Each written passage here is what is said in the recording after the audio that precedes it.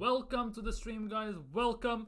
And to be honest, I never thought that despite everything that has happened during this transfer window, the way these deals are happening, how slowly Arsenal are operating, how every team is operating so slow, it would come to this basically.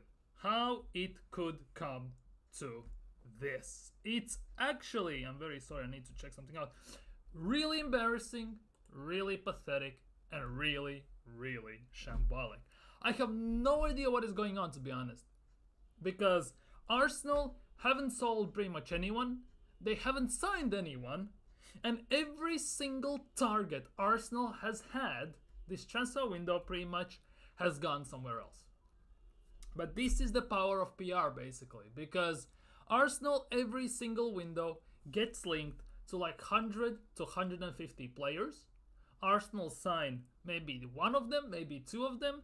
The rest of them we haven't been linked with if we sign them. And the rest of them either stay at the club or move to a completely different team. So at the end of the day, what is going on? Because Arsenal is at the moment, especially in this window, so incompetent, it actually is embarrassing. For a club that is one of the biggest clubs in the world, moving like this, operating like this, negotiating like this, and dragging deals out in this way like they're doing now, it's not just embarrassment anymore. It's a laughing stock for different fan bases, for every single other fan base, to be honest. Every single fan base is mocking Chelsea for the players they are signing. But at the moment, everyone's mocking Arsenal because every single player Arsenal have been linked with, the big ones, has gone somewhere else. Every single one. On top of that, every single top gooner, top Arsenal fan, who is very happy about everything Arsenal does, doesn't matter Arsenal win or lose, is also happy. Make it make sense. How can you be happy? How? We haven't won a league in 20 plus years. We are 4 plus years in trophy drought. We haven't won anything. 700 plus million spent in transfer window, and we have won nothing. Genuinely. And now these fans who wanted every single player, this Pedro Neto for example, have the audacity to say, oh, he's shit player, he's always injured, we don't want him, we don't care. It doesn't matter that yesterday, when this wasn't a thing, everyone was twerking for him like no tomorrow. Like no tomorrow. Oh, we need a forward. Pedro Neto is coming to Arsenal. I want Pedro Neto. He's one of the best wingers in the league. He's gonna be very good for Arsenal. Gives competition for Saka and Martinelli. He is fantastic. I want him. 24 hours passed. Chelsea signed Pedro Neto in legit 2 minutes and 35 seconds. And all of a sudden, he's shit, he's injury prone, and he's dead. Nobody cared about that before. Nobody cared about anything. And now it's a completely different story. The hypocrisy in this fan base is off the charts. It's total and utter embarrassment. It's genuinely driving me mad how bad and pathetic it is. And now, we're gonna talk about transfers, we're gonna talk about players a bit more in a second. Now let's turn to the chat. Big up Pepper in the chat. We move completely different to all other clubs, and that's the case. One of the biggest clubs in England, one of the biggest clubs in the world, yet they move, yet we move. Like we play in Sunday League, in National League, or something like that. We can't do anything. We drag out simple deals, simplest of deals, to month, 2.5 months. Calafiori took a month and a half to sign. Okay, cool. I'm fine with that because there's more parties involved. Obviously, you could have done it a bit sooner. Merino, 1 year left of his contract, says he wants Arsenal. Personal terms are not an issue. And on top of that, the fee, what we have to pay, is already agreed upon. And that was 2.5 weeks ago. Arsenal for 2.5 weeks are discussing how they're gonna pay 25 to 30 million euros. It doesn't make sense. It genuinely doesn't make sense. Because when we went for Merino, when everything was starting to fall in place for Merino, it was said, Arsenal believe this is a very easy deal to do. How is it easy if it's taking them a month? A month! When other teams sign 2-3 players a week, we're not talking about 1 player a week, 3 players a month. they're signing 2-3 players a week. How does it make sense? Any sense? We cannot sell. We're gonna talk about Nketiah in a second. Reece Nelson, Aaron Ramsdale. We're gonna talk about them in a second. We cannot sell and we cannot buy. So what is Edu useful for? Might as well send him to Nottingham Forest. Genuinely. Make him go there. Make him the CEO of Olympiacos, Nottingham Forest, and the third team that owner owns. And let him do his thing there. Get us a different sporting director. That's it. Genuinely. Edu out. I don't care anymore. Get the hell out of the club. You might be Arsenal, invincible and all that crap. Get out of the club. I don't care. I don't care anymore. It's like we have a rule book on every other club. Genuinely. Because every single time, PSR, FFP, and all that stuff. How comes every single team that was reported has PSR, FFP issues can sign every single player in the world they can imagine? Yet Arsenal barely can sign one. Barely can sign one. Because these FFP and PSR wasn't in PR, in adverts, like a big thing, a big issue, up until this November, last year's November. Before that, it wasn't an issue. So what's the excuse then for Arsenal fans that say that we cannot sign players? Because every single team operates like they want, more or less. Arsenal, it's genuinely like the PSR and FFP rulebook is their Bible. They are not allowed to step 1 foot outside of it. Every other team does what the hell they want. Arsenal, no. We are the good guys. We don't want to do that here. It's generally pissing me off. Once Eddie is officially moved on, does seem like Gyökeres seem like the target? Nope, it doesn't. It genuinely doesn't. Because we're gonna talk about this. Fabrizio Romano has said Arsenal have interest, but there are no concrete talks yet. No bids, no nothing. Genuinely nothing. We're gonna talk about Nketiah and Gyökeres also in a second. Exactly.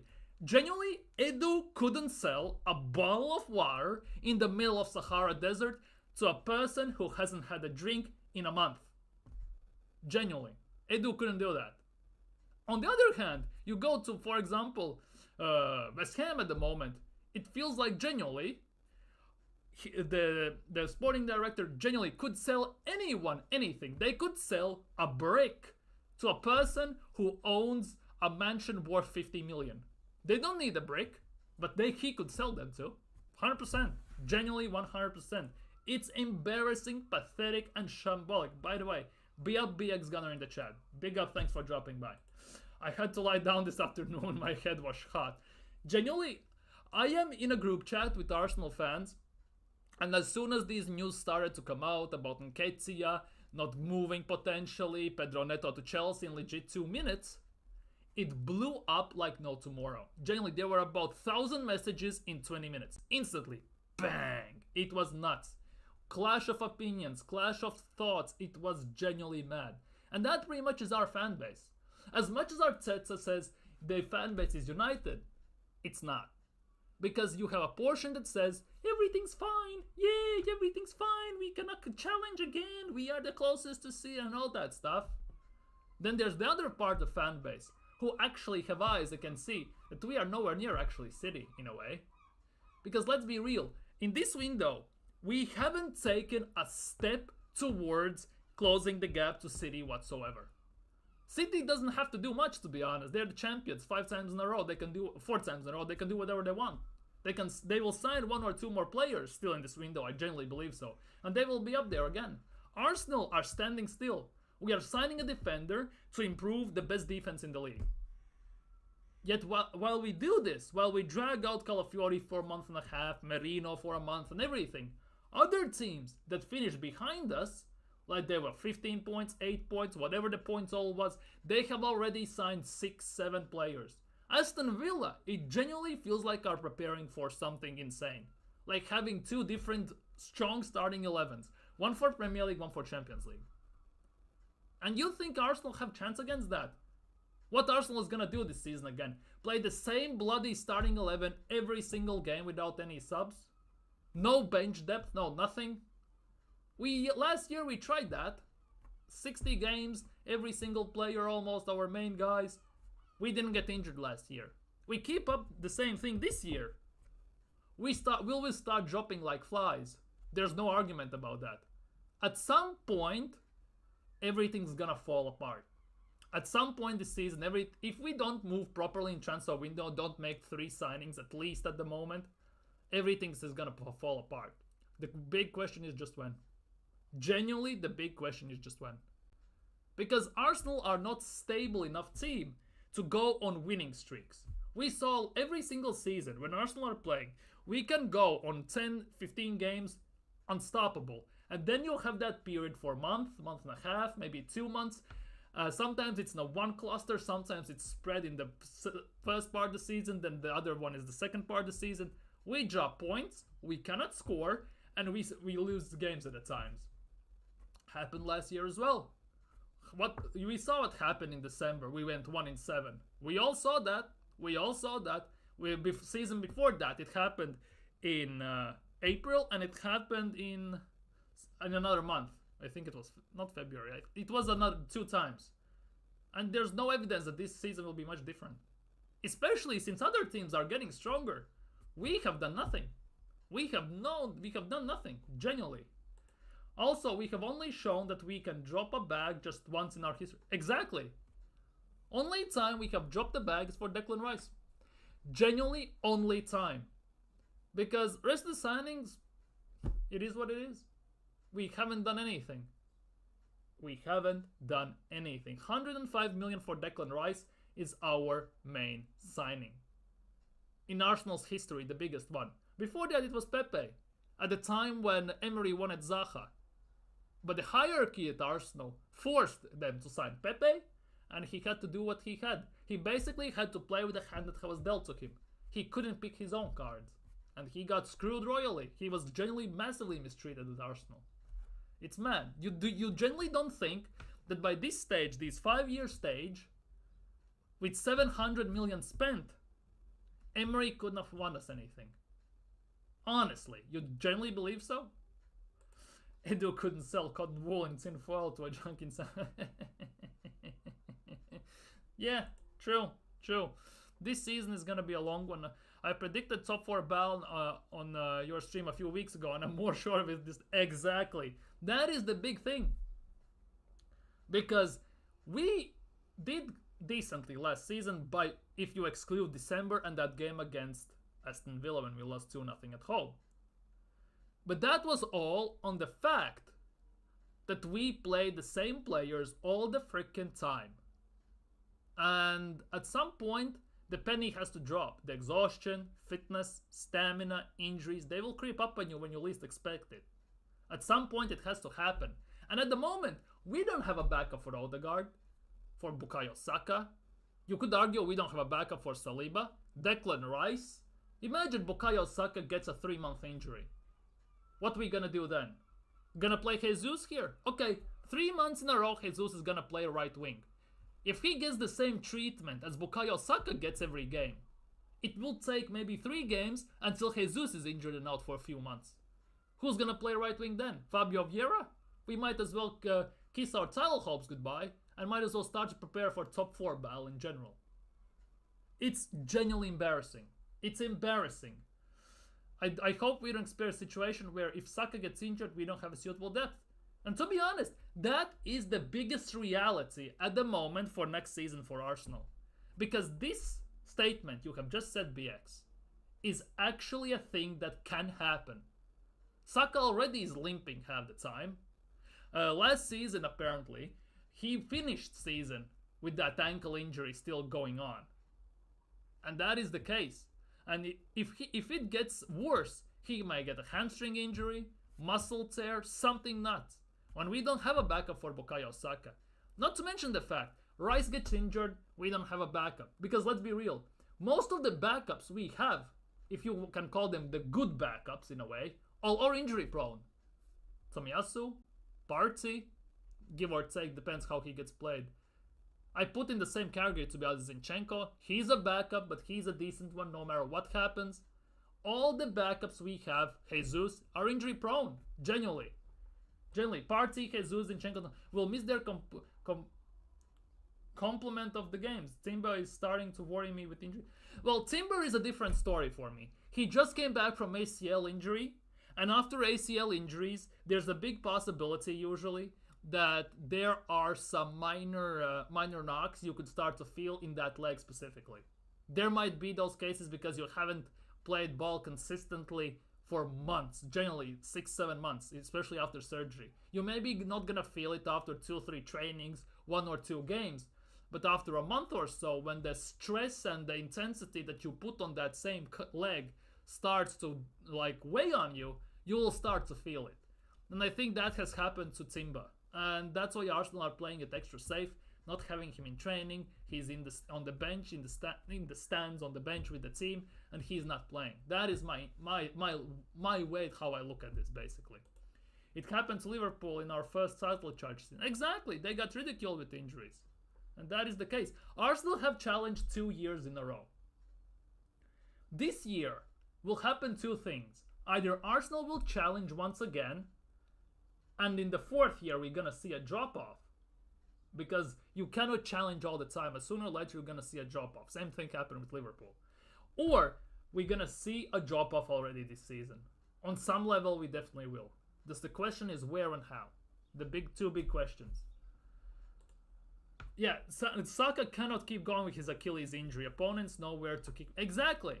And if you kick him there enough times, 2 things will happen. Either he will get injured, which is the worst case scenario. And the second thing that can happen, even though we are a young team, on some level experienced, those kicks in that place, sooner or later start to affect you also mentally. Because you will start to play more cautiously, you will be more afraid to take on opponents, maybe you will start to also, maybe in the warm-ups, not do enough warm-ups to make the leg to be in the shape. So at the end of this time, when you start playing, it instantly ruptures and you're screwed instantly. It can happen. It's not that difficult. It's not that it's not that small of a thing, because it has happened to many professional players, genuinely. You cannot challenge for more than 3 years, never have. Exactly, because either other teams will catch up on us and overtake us, and we will just become top 4 contenders, or top 6, based on how other teams are strengthening and how much money gets dumped into the game. Or Arsenal will win it, and everything will be looked at completely differently. One of the 2. And sooner or later it will happen. The thing is, this season, and just as this summer transfer window, as I've said every single stream, is do or die for Edu, for Arteta, and for Arsenal in general. The issue is with this though, based on the preseason, how Josh and Stan are treating Mikel Arteta, you can see that there is literally 0 pressure on Mikel Arteta. On top of that, there are talks about Mikel Arteta's new contract, which is rumored to have some improved roles in this instance, in the team, in the management in general. Do you think that this is a coincidence that Arsenal at the moment have no money? Because I'm a big believer at the moment on the fact that Josh has went to Edu and said, show me that you can sell players, get me a return on the investment, and then maybe I will give you some money. If you cannot do this, you're gone. I genuinely believe that there might be a place, clauses in that new Arteta's contract where he overtakes some of Edu's jobs. Generally feel that way. Because Arsenal usually never sell and then sign. They always have done sign and then basically wing it and hope they can sell someone. This is the first season when we have no money, we are only selling at first and then only trying to sign. And it's no coincidence that this summer in the transfer window, in the early transfer window, Arteta said that we are more focused on bringing in not as high profile players but more experienced ones because they cost less, obviously. Second one is, many times it got reported that Arsenal's incomings are depending on outgoings. And now we see this with Merino massively. It got said that once we sell a midfielder, we will sign a midfielder. We sold Emil Smith-Rowe, but Merino still hasn't come in. To be honest, the money we got for Emil Smith-Rowe should cover Merino pound per pound. Exactly, because we sold him for 27 million pounds, which should easily cover the 30 million euros. But it doesn't look like we still have enough money. So at the end of the day, it genuinely starts to look from every single angle you can imagine when you look at Arsenal that we have no money. Well, we do, but Josh and Stan are very reluctant to dish it out at the moment. Because last season, we signed Havertz for 65. Was that necessary? Hell no. Might as well sign a striker. Signing Rice, okay, cool, but 65 million on Havertz. Genuinely, if you added 10 million on Havertz's price, you easily could have signed Maddison and Kudus. And if we had signed Maddison and Kudus, right, this transfer window would have looked completely different because we don't need a backup for Saka. Technically, we don't need a backup for Odegaard because Kudus can play in that role. We have a number 8 in this instance as well if we have Maddison. Think about it. And on top of that, there's also an argument to be made. If we signed Maddison and Kudus, we actually could have won the league last season. Because Kudus is that player who at times can make something out of nothing. And Arsenal don't have a player who can make something out of nothing on a consistent basis. Kudus has that. We saw that at Ajax. So there's no argument about that. Genuinely, if you look back at it, how Arsenal could have operated the transfer window, many things, many decisions have been made wrong. And who is getting held accountable for that at the moment? No one! Welcome to Arsenal, everybody. We must win it this year to avoid the inevitable drop-off. Yeah, we either win it, or next season we are screwed. That's it, no other ins, whats and buts. The fact is, if we don't win it, Arteta should be sacked. Is he gonna get sacked? No chance. Genuinely, I don't believe he's gonna get sacked. Because by the looks of things, Josh really likes Arteta and he believes in him. They want to find another Wenger and it looks like they have found it. So it is what it is. Edu also needs to go, but who's gonna sack him? Maybe he's gonna get sacked. Today on AFTV, it seems they are clocking that KSC are not backing the process like they were before. Oh! Just now? Genuinely, just now. Because all of a sudden when Arsenal are not signing a lot of players, it starts to click to some people. It looks like genuinely, this window, as much as it is dragging along and along and along, more and more and more, slowly this drag along during this window is starting to open eyes to many Arsenal fans. Genuinely, it's starting to open eyes to many Arsenal fans. And that in this instance is a good thing. Because sooner these people realize that everything isn't as rosy as they like to pretend to be, that we are good, we're gonna challenge, we're gonna win, and Arteta is best looking Spaniard in the world, best hair in the world, and all that stuff. Football friends, we can win the dog and everything. The sooner they realize that, the bigger chances is that the fans actually will start to voice their opinion.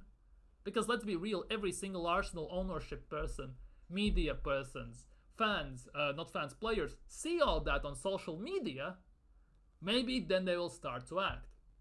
Because generally I believe that biggest reason why, in a way, Emery got sacked wasn't because he lost the dressing room or something like that. It's because the fans wanted him out. They were so much in love with Ozil, Lacazette, the funky bunch, the 5 players that were there, that technically for them was bigger than the manager at the time, that they wanted just Emery out and he got sacked. Yet when we signed Arteta, and instantly, a year later, nobody's bigger than the club. How comes a year before that, when Emery got sacked, you were saying Emery isn't bigger than the players? Come on, man. They say nobody's bigger than the club, yet at the same time they say the players are bigger than the manager and club itself. Ozil is bigger than Arsenal, they say. Make it make sense. Genuinely, make it make sense. This embarrassment has to stop at some point. The question is, when is the dropping point for Arsenal fans, for Josh Kroenke, for Stan Kroenke, for everyone? Because the way I see it on social media at the moment, it's miles, years away. Until these mutants, I don't want to say mutants, that sounds like Lee Gunner. I don't want to insult people, but what the hell with it, I already said it. Until these people who think that everything's amazing at Arsenal, right? don't wake up and actually see that it's not as good as they want to believe it is, nothing's gonna change. Because the people who run the club are the fans at the end of the day. Because as soon as we don't start buying tickets, don't show up to games and everything, maybe it will open up eyes to the owners as well. The issue with this is, there's no chance with such a big club like Arsenal, there's no chance that the stadiums they won't get sold. That's the biggest thing. But at the end of the day, it is what it is. We'll have to wait and see what's going to happen with that. But I like to see that on social media, more and more Arsenal fans are starting to notice that something's not right at Arsenal, and they're waking up to actually the reality. They're actually starting to wake up to this. More people realize, more people apply pressure and hold their clubs accountable. KSE will have to pull the plug at some point. The question is, how long till the penny drops for them? Because if they are ready to not give Edu money, because I generally believe if it was Arteta, they would give him money. The fact that Edu is in between them might actually be the stopping plug that actually doesn't give them the reason why they don't give them the money. If Arteta was the main guy, was doing also some part of Edu's job maybe, then it would be a different story, because he's the manager, he has too many on his plate and all that stuff. Generally, I believe that Edu actually might be out of Arsenal in the next 2 years. Could be. That could be the case. Big up Chris in the chat. Genuinely, I'm so frustrated. I'm genuinely pissed, frustrated, and pissed off to the I don't know what level. I'm just trying to hold myself back, not to swear, insult anyone, and make my thoughts as reasonable and as with some actually thinking points as possible. That's it.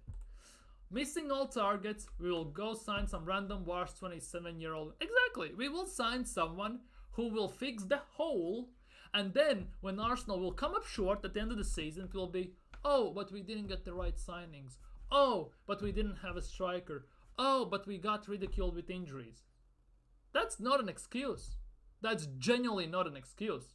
Because it's like fans have short-term memory. They only see last season. Before that, they don't see anything. They don't remember that part. But how about the 4 years before that, when we wasted from the 750 million, about 300 million on players that are nowhere good enough. Barely to be on the bench, they're good enough. How about that? How about wasting money in other places? How about proper tactics, not getting the right manager, not getting the right players on the line? How about wasting money and putting Nketiah on 100 grand a week, Nelson on 100 grand a week? How about that? How about that? And now we're struggling to let them go. Genuinely, it's actually shambolic. Big up Adjeri. It will be interesting to see what's going to happen with Margehi, because Newcastle have put in a 60 million bid. It's been rejected. It will be very interesting to see if they come in with a new bid. That is the big one. I predict. Sorry.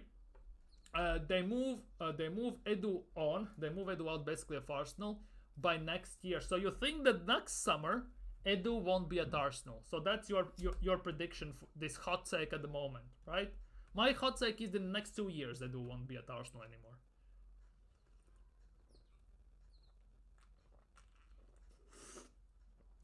Yeah, that is the case. They will sacrifice Edu to save Arteta. Basically, what will be the PR on this statement when Edu, more likely than not, is gonna get moved on, will be that what will be, they will sacrifice it because they will put it all on Edu. Genuinely, Edu couldn't sign, Edu couldn't sell. Don't say that to Mikel Arteta. He wanted the player, Edu couldn't get it over the line. That will be the PR that will get pushed at the time when Edu gonna get go and Arsenal will be left short-handed. That will be the time. Genuinely. I genuinely believe so. So let's see. Arteta is bound for a new contract at some point in the future by the looks of things. Let's see what kind of new roles, according to rumors, gonna be included in that contract. Let's see. Let's wait and see. Because this is getting embarrassing at the moment. The way Arsenal move, the way they are very incompetent, embarrassing. They're becoming a laughingstock. With the pickpockets as well. It just, I don't know. Generally, it's been a laughingstock for quite some time. And with Edu and getting fed other people's meat, no pause, in Dubai and everything, it's just, I'm kind of lost for words on some level. I just want to, you know those memes when you go to the part of the beach or in the forest and you just go and scream your heart out just to let all the anxiety, anger go. That is how I feel at the moment about Arsenal. That is how I feel about the Arsenal. I'm backing my club, I love the club, but I want to see some fucking standards at the club as well. Signing proper players. If you're not good enough, sell him, sack him, let them go. That's it.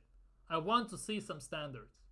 But Arsenal, as always, do the bare minimum to keep the fans happy, and then at the end of the season, give them some room, that what they haven't done, to have it as an excuse to keep pushing the narrative for the next season. And that narrative repeats season after season after season. We saw that under Arsene Wenger. We saw that now under Mikel Arteta. 2 seasons ago, Mikel Arteta said, we don't need a striker, we spread the goals around. We saw that. Martinelli had season of his lifetime, Odegaard, Saka and all that stuff. Jesus contributed with 15 goals and 14 goals, and everything. Okay, cool. Last season, in January, Arteta says in the interview, oh, but we have gone 1-7 in December. We cannot finish our chances. We don't have a proper striker. So whose fault is it then? You binned Aubameyang to Barcelona, who after that has been sold to Chelsea, has been sold to Marseille, and Marseille has sold him to Saudi Arabia. So 3 clubs after you have let him go for free and actually in a way paid him off to go away, have sold him for profits. How come Arsenal cannot do that? How come Arsenal never get the profits? Yet every other team where one of our players goes, they get sold for big money, or they get to go and win trophies. At Arsenal, they never do that. How come? There has to be something wrong, right? There has to. It just cannot be the case. Anyways, let me fix my face cam. Yeah, and now let's get into transfers, because this is the big story we're gonna talk about today and for everything. And we're gonna kick things off with Edward Nketiah. Here we go.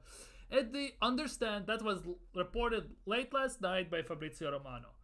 It's gonna try to do this in kind of chronological order. Understand that Olympique Marseille have sent new bid to Arsenal for the Nketiah negotiations restart, and Nketiah remains keen on the move to Olympique Marseille. Attracted by the project, Marseille happy to return in talks, but they'd only advance at their conditions. So basically, Arsenal want to sell a player wants to go, issue is only on Marseille's terms.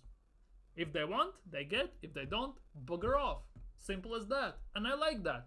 This is the big thing. Marseille are playing hardball with Arsenal. And knowing Arsenal, we're gonna fold under the pressure. We're gonna fold like paper towel. We're gonna either back out of the deal because we can't stand the pressure, or the bid wasn't good enough. Basically, you couldn't stand the pressure in negotiating, or they will sell for a very small amount, less than it was offered before. Nothing more, nothing less. On Mikel Merino, yesterday Fabrizio Romano said that Arsenal remain in active talks.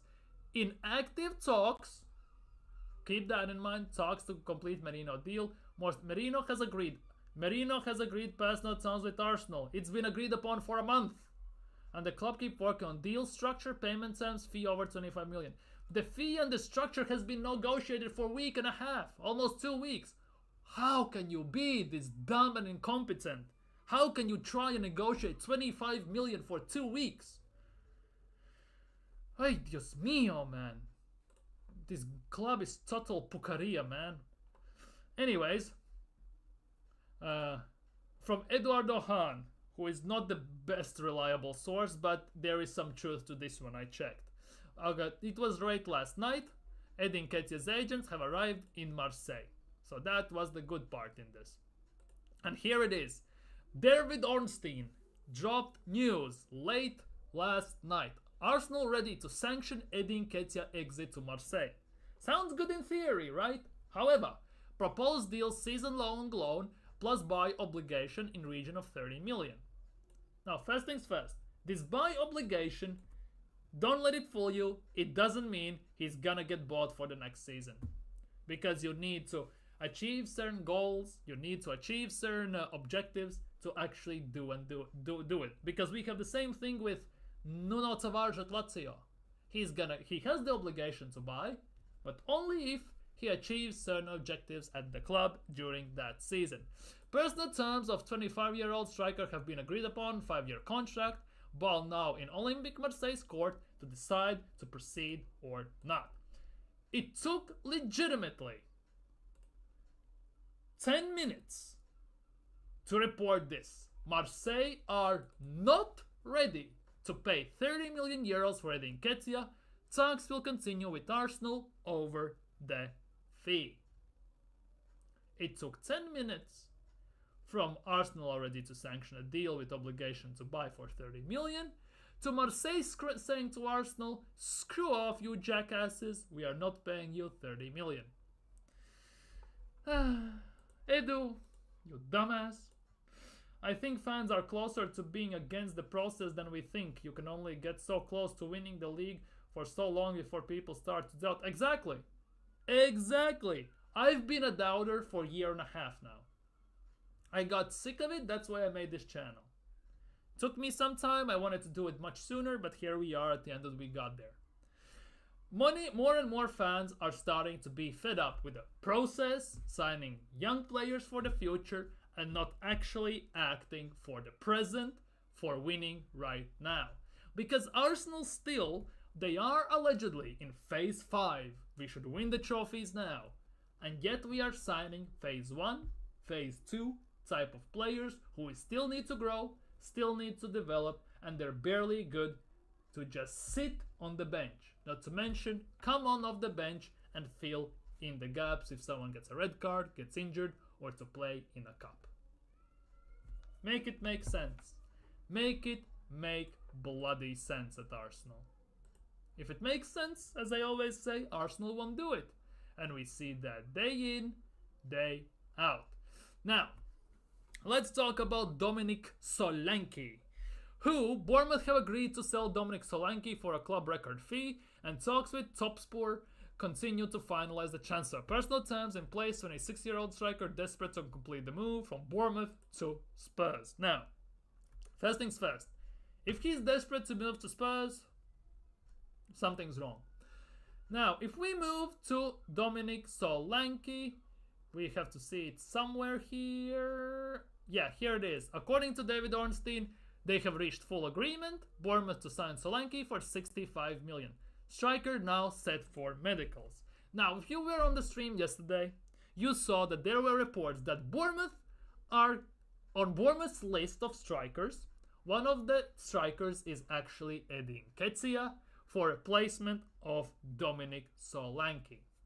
We'll see how that goes, but they have sold a striker, which means there's another club where Arsenal could sell Edu Arteta. The big thing about this is though, for Arsenal to sell Edu Arteta, much beneficial would be to sell to Bournemouth, because Premier League tax, English homegrown, and they can increase the value. They can make it bigger. To Marseille, they have to pay what they want. With Premier League, they can pay what they ask. So that is the only difference right here. And recently on Edu Arteta, TBR Football is told that Edu Arteta is focused on joining Marseille, with Roberto De Zerbi pushing hard for the deal. De Zerbi really wants Edu Arteta. Has he seen him play football? But Bournemouth have made an inquiries to check out the potential of jumping into a move, which at the end of the day means this actually might come down to the fact what Arsenal potentially and initially wanted, and more potentially reason why they're asking so much for Edu Arteta. They wanted to start a bidding war, and let's be real, Bournemouth has more money than Marseille. And there is a possibility that actually Edu Arteta, even though he wants to move to Marseille, he actually might go to Bournemouth.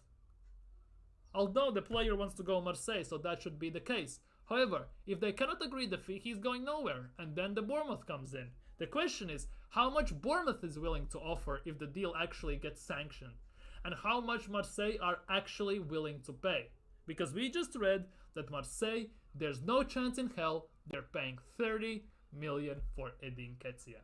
That is the big question, because they just offered 27 million euros and Arsenal turned it down. Now Arsenal want 3 million euros, which is about 1.3, 1.4 million pounds more, and they're saying screw you. So where is the middle ground in this? Where is the middle ground in this? Let me know down in chat how do you feel about this deal. Now we're gonna talk about a bit more. Reece Nelson, another player that should have been gone before we re-signed him.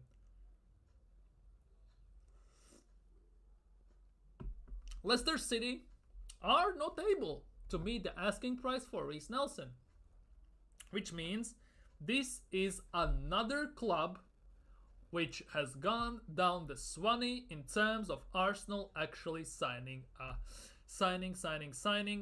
potential destination for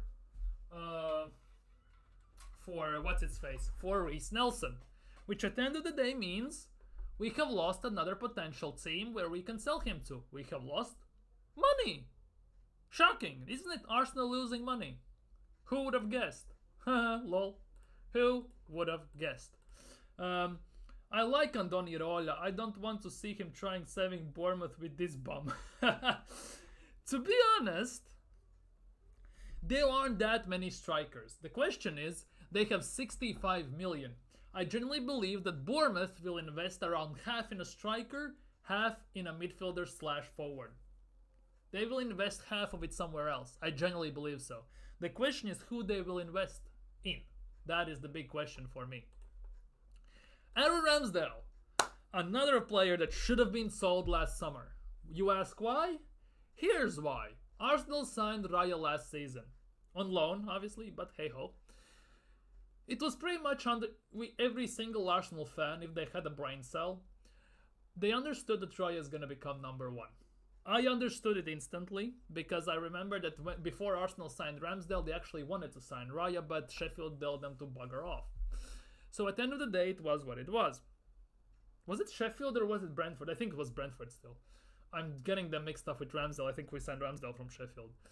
Now the thing is, would it hurt last season to sell Ramsdale?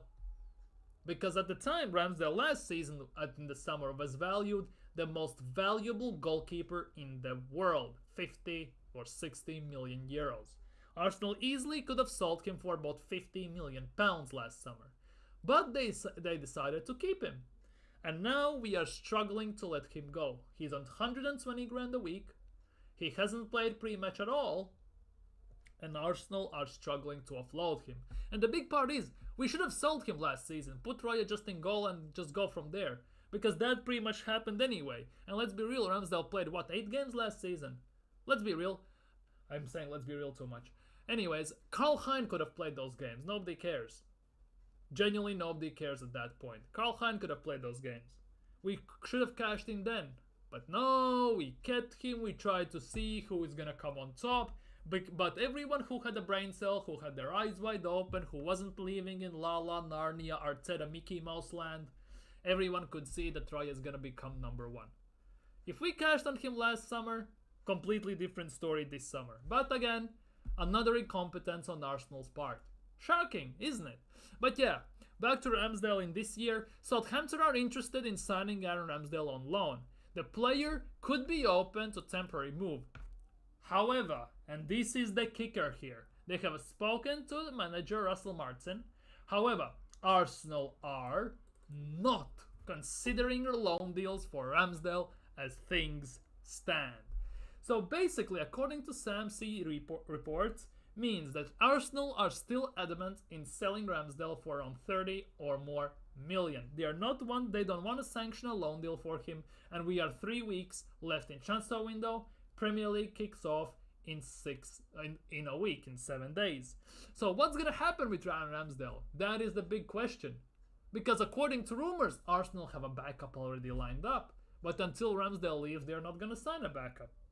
So what does that mean?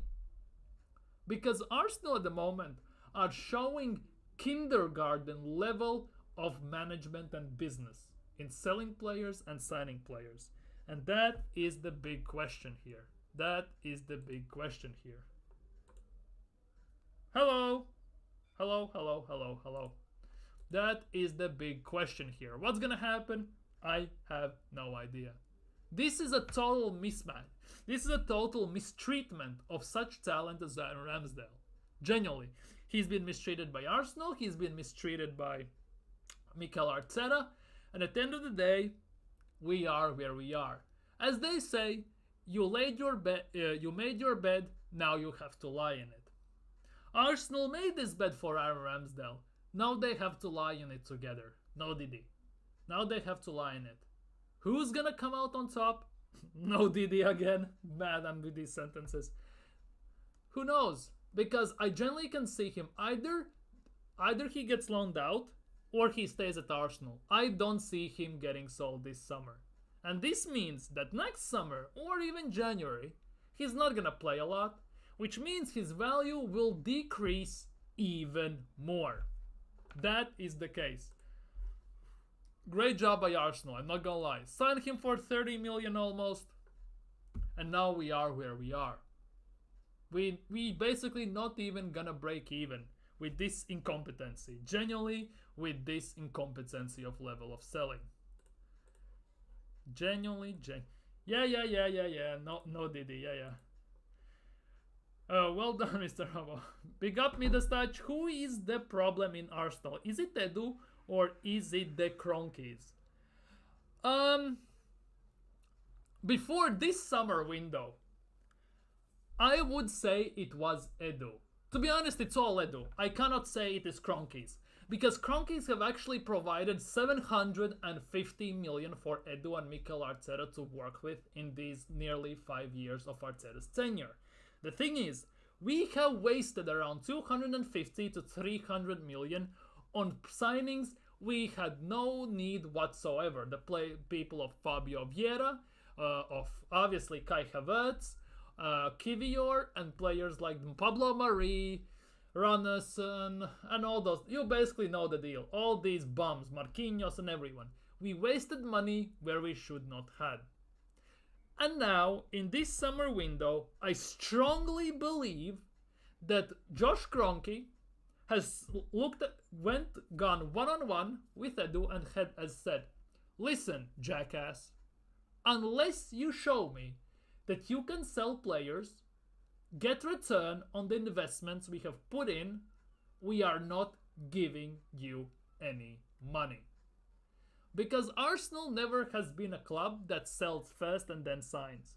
But this summer window, all of a sudden, Arsenal need to sell to buy. There has to be something to it. Because there's no other logical explanation. Arsenal are slow and awful and embarrassing in transfer windows. But this transfer window specifically is a completely different level of competence, dragging out deals and not signing anyone. This has all the writings of the summer when we only signed per check basically all over it. We have no money, allegedly. We have the money. I think genuinely Josh and Stan have set Edu an ultimatum, which he needs to meet. And I think there is a deadline as well for it, by the way. And if he doesn't meet it, he's out of the club. And we don't get any money. Because also, we got told that as soon as we sell a midfielder, we're gonna sign Merino. We sold Emil Smith-Rowe, £27 million, which in euros translates in about 31-32 million euros, which is perfect pound per pound or euro per euro, as you wish, to sign Mikel Merino. But according to Fabrizio Romano, talks are still ongoing for payment structure. It's been almost 2 weeks and the talks are still ongoing. No official bid has been put in. Only things we know, personal terms have been agreed upon, and Merino wants Arsenal. That's it. Nothing else. And genuinely believe this is 95% all on Edu. Because there is no explanation how Arsenal can go from spending big money to not spending at all. If you say PSR or FFP, you can shove it up your ass. I'm sorry, not sorry. Because for PSR, this is a new quarter and it resets. First things first. FFP, we are always in it. We have never been over or under it as much as people like to PR it. Let's be real. Not to mention the fact that before July started, All these teams, Newcastle's, Nottingham Forest's, Everton's, FFP, PSR issues. Yet, they sell, they sign, and they do everything they want in the transfer window without looking back, and there have been no sanctions. It's genuinely mad. And I genuinely believe that for Arsenal in this transfer window, it falls on Edu more than anyone.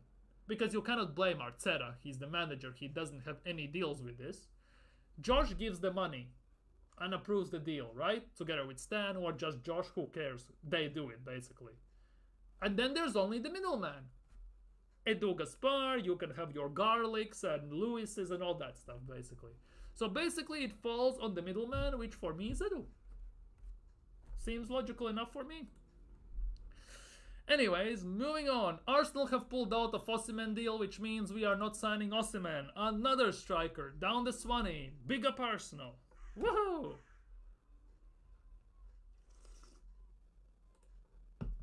Now.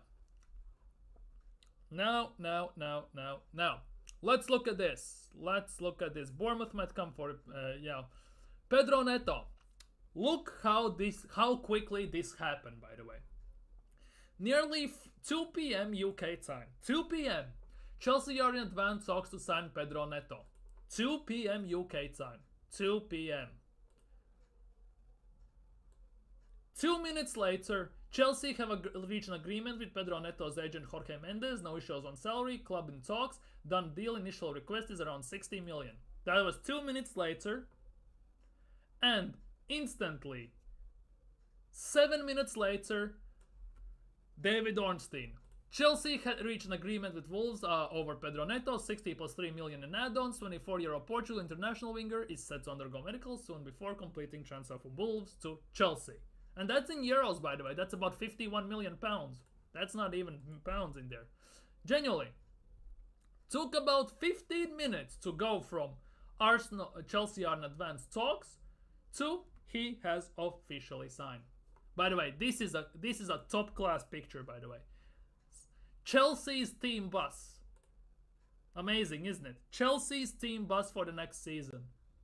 They have about 47 or 48 first team players registered. Seems legit. Genuinely seems legit. Chelsea's first team bus. Anyways, swiftly moving on. Now, here it is. This is a very interesting one because this doesn't coincide with the things we have been said by the media and been pushed on by PR, by the way. Mikel Arteta is heavily involved in Arsenal's recruitment process. He and Edu have a final sign-off on all first-team transfers. Sometimes he is the driving force behind a deal. This summer acquisition of Calafiori was one on such example. The standard process is that Edu's team of scouts, he has a team of scouts. Holy crap. And analysts. Holy crap, he has a team of them. They are all incompetent buffoons, right? We'll prepare a list of potential targets. Arteta will be supplied with a video and data reports on each, which he will usually circulate among his coaching staff for feedback. When Arsenal have a positional need in the squad, Arteta provides clear direction on what attributes he is looking for. Holy moly. So this is basically the circle Arsenal are going through to sign a player. So this is the 180 pages of players and player scouting that Edu provides to Mikel Arteta, allegedly. Which means it has been lost somewhere in translation. Because there's no other way. Arsenal have not signed anyone. They're dragging deals out for 2-3 months. And we cannot sell anyone. This is wild. Basically, Arteta said that signing Calafiori was an opportunity signing which he saw. He wasn't on the list.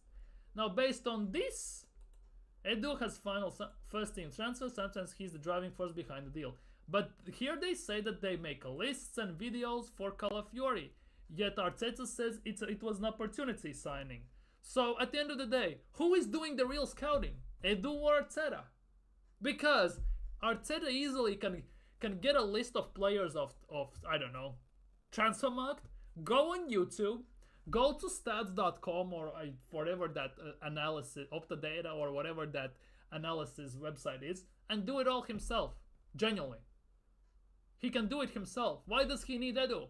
And this is where the thing comes in. This is where the thing comes in.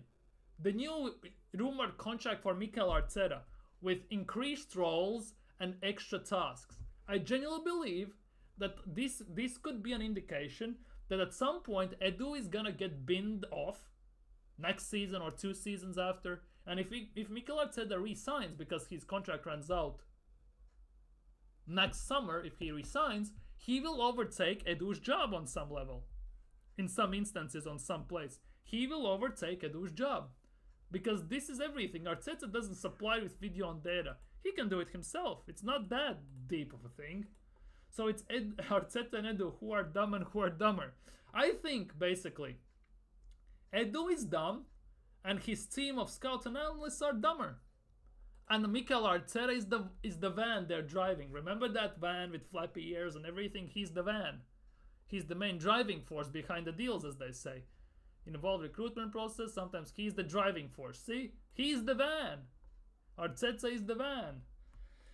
I'm so angry right now. I'm gonna go back to what I'm ranting about. Genuinely, yeah, that is the case. That is the case. Yeah, that's the thing. Edu is dumb. Their teams and scouts are dumber, and Edu and Mikel Arteta is the van they have. Simple. Sounds to reason, doesn't it? Anyways, Bournemouth have made a late approach for the Nketiah. However, it seems that he intends to signing for Marseille. We already talked about that. Osimhen is off. HITC understands that new Jamaica manager Steve McLaren has contacted Reece Nelson about the prospect of playing for the Reggae Boys. To be honest, not the worst thing for him. Would get consistent football. I wonder who these scouts are and what exactly. Genuinely, what are these scouts? Genuinely, because I would like to see them how they analyze everything. Because I've heard stories and I've seen some images of how Edwards at Liverpool, how he does the scouting and everything. He doesn't look for players. He doesn't look at videos. He looks at stats and profiles. And oh my god, there's such insane stats they're looking at, like how many times player passes left with his right foot, how many times player passes left with his right foot, how many times player passes backwards with his left foot and with his right foot, how many times players attempt a lob through ball to the left, to the right, how many times player passes back to the goalkeeper, how many times he has done a toe poke pass and something like that. It's insane how in-depth Edwards' scouting goes. And to be honest, for him it's great, because he is one of the best guys in Premier League, and no wonder Liverpool signed him back. Genuinely, no wonder. A disaster seems to be looming because teams will soon catch up with us, considering this 3 out of 10 Neto takes Chelsea. That's the thing. Although Neto maybe plays 15 games a season, let's just say that, and everything. But overall, this window for me, you say it's 3 out of 10. For me, it's genuinely 2 out of 10, if not 1 out of 10. Because we haven't sold anyone, we have loaned out some players with options and obligations to buy. We have signed Calafiori, it took us a month and a half, yet we strengthened the position, which wasn't our priority. Our priority is midfield and attack, not defense, the best defense in the league. Because we could have easily done signing, for example, Kadioglu before Euros and moved swiftly on, but we didn't do that. We took a month and a half to sign Calafiori. That is the big thing. And generally, for me, it is 2 out of 10 window at the moment. And for Arsenal to make it at least 8 out of 10 window, right? We need to sell Eddie, Reece, Ramsdale, and sign Merino, striker, and backup winger. So we need to sell 3 players and sign 3 players. So this season, based on how this window is going, every single team that was behind us has taken 2 big steps forward to decrease the gap between us, between them and us. However, Arsenal in this window have done nothing to decrease the gap between Arsenal and Manchester City. And how my grandfather used to say, only way to move in life is moving forward. If you move backwards, you move backwards. If you stand still, you still are moving backwards. Because the only way you can go is forwards in life. And this is what Arsenal are doing. Standing still is still moving backwards. Arsenal have taken 3 steps forward to challenge, but this window at the moment is like taking those 3 steps backwards and allowing the other teams catching us up. And at this moment, I don't see title race happening. I see more of a top 4 race happening. Because it takes one injury to Bukayo Saka, to Martin Odegaard, and we are instantly screwed. Instantly screwed. We have no backups, we lose our creativity, main sources of our attack, our main triangle where we develop our attacks is broken up, and we are done for. More likely we are top 4 battle this season unless we... Exactly! We need to sign 2-3 players, otherwise it's a top 4 battle. Nothing more, nothing less. This is a big one. Fabrizio Romano. Arsenal were never negotiating for Zubimendi this summer. So from where did these rumors then come out? Arsenal in for Zubimendi, Arsenal linked with Zubimendi, if they have never negotiated with him. Huh? Anyone? Anyone in the chat? Anyone? Anyone?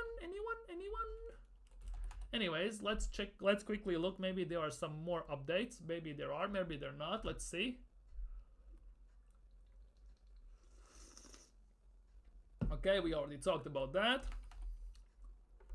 And Fabrizio Romano, has he said anything? Let's see. Whoop. Arsenal put out fake... Exactly. Most of these links are manufactured by club. And genuinely, it's two things. Either it's manufactured by the clubs to throw out smoke screens or whatever to cover their real motives and their real movements in the window. Or some ITKs/journalists, wannabe journalists, need the money, which means they need the clicks. So they genuinely look at players that are similar profile to one player they have been linked with, or he would fit in perfectly in the Arsenal's team, and they go, Arsenal could potentially sign this player. Then they make up an article and they put it out. One article sees it, another media person sees it, and bang, it gets a snowball effect, and all of a sudden in few hours, from one article, small article from small person, it grows into an avalanche. Just like it happened with Gyökeres. That Leonino randomly came out that Arsenal are signing him. Then Jorge Mendes is involved and everything. Arsenal are signing Gyökeres. It was a massive thing for 4 or 5 days until Romano said it's all bullshit, basically. Tell me I'm lying. Which winger would you like Arsenal to sign now that Neto is off the table? Oh, realistic one, I assume, not like for 100 million go for someone. But at this stage, a right winger, a backup for Bukayo Saka. I would have gone for Olise, but he's gone. I wouldn't say no to Eze.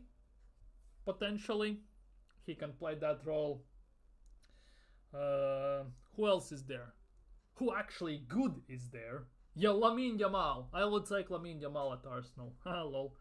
But if serious, there isn't actually anyone. That's the big thing. Pedro Neto, you could argue, is our last hope. I would take, actually, if we are on this, I wouldn't mind maybe going for Visa from Brentford for the right wing spot. The way he plays there with Tony on the right side.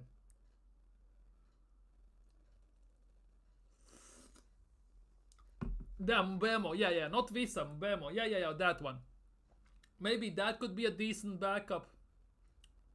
And just running through every single league. Bakayoko from PSV. I know he's not great. He's same pace as Doku. He's more technical than Doku with better finishing product, arguably. I would take Bakayoko. Bakayoko or Mbeumo. That would be for me. Takefusa Kubo. Yeah, I see that argument, but for me, the way I've seen Real Sociedad play and everything, how he looked for Villarreal and Real Madrid and all that stuff, for me, he's too weak. Something is missing, basically. He's balling out in La Liga, don't get me wrong. He's doing fantastically well there. But something for me is missing there. And I don't know exactly what. If I would watch some Real Sociedad games with Saka Fusakuba, I would instantly say what it is. But there is something missing for him. He's similar like Fabio Vieira, I think, too weak. But for me, it's Mbuemo or Bakayoko from PSV. Those were my two picks. Whoa, not DMs. No. Solanke is a Spurs player, disgusting shit. Dinamo Zagreb, Oliveira, Someas Roma, Koopmeiners, Juventus. Negotiation between Juventus and Fiorentina for Nico Gonzalez. Keep advancing even today. Zaha, Wilfried Zaha, not even on the bench for Galatasaray today as he's close to joining Crystal Palace. Zaha is coming back. They need Olise replacements, so Zaha would be a great option. So I wouldn't mind Eze, but Eze might be moving to Manchester City, so there's that. Conor Gallagher, so nothing, genuinely nothing on Arsenal new. Even Tottenham are more ambitious. That's the big thing. Tottenham want to get back in top 4 properly. They are definitely going for that. To be honest, this year for top 4, there could be about 6-7 teams that are going for it. Genuinely. 6-7 teams. Like properly. Anyways, it doesn't look like there's anything new. So, nothing new also here. Nothing new also here. So, I think on that note, I'm gonna end it here. Thank you guys so much for chilling here. If you're new around here, don't forget subscribe, hit that bell, comment, and if you're watching this on playback, get live in the chat. If you're still here, thank you guys so much for being here. You have been amazing, fantastic. You have been phenomenal, to be honest. I predict City to win by 15 and the main battle is top 4 teams. I think City will win it by 7 to 10 points. 7 to 10 points. Unless Arsenal sign a striker. Then it could be a bit different. I'm not gonna lie. If Arsenal sign a proper striker, everything would change. That's why I haven't done a Premier League prediction stream. I haven't done a Premier League prediction stream solely on the fact that transfer window is still not closed. Because until it's open, there's a possibility that Arsenal pull on a madness and sign a striker. And if Arsenal sign a striker, those predictions for Premier League completely change. For me, City is gonna win the league by 7 to 10 points at the moment. And I think that City will be on top of the league throughout the whole season. Arsenal just will be there on tie points until until we play them at Etihad, basically. They're gonna win the game, and Arsenal will never get back to them. I think so. I think so. But again, it all can change. If Arsenal sign a midfielder and a striker, if Arsenal specifically also sign a striker, then all this changes. But at the moment, Arsenal are nowhere near where they should be to challenge for the title. We are closer to other teams that are trying to catch us than Arsenal, than to City, who are they trying to catch, basically. When we go Tottenham, we'll do a low block. Yeah, something like that, basically. I don't want that. I don't care. If Arsenal sign a striker, there might be a chance. If they don't, we are done for. I want Arsenal to go to Etihad and actually go for the win. Show me that you want the win. Because last season we set a low block, we hit them on a counter, and if we had a proper striker, we actually would have scored 1 or 2 goals. We would have won. I'm not gonna lie. But hey ho, here we are. We don't need a striker, as the top gunners are saying.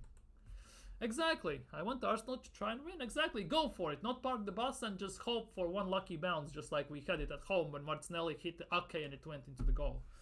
Anyways, on that note, I'm gonna end it here. Thank you guys so much for being here. Like, comment, subscribe, share it if you're new around here. If you're in general, share it. If you're watching it on a playback, leave your thoughts on Arteta, Edu, and everything in comments below. Take care. Have a great weekend. See you all tomorrow. You have been fantastic. Take care. And basically, Edu out and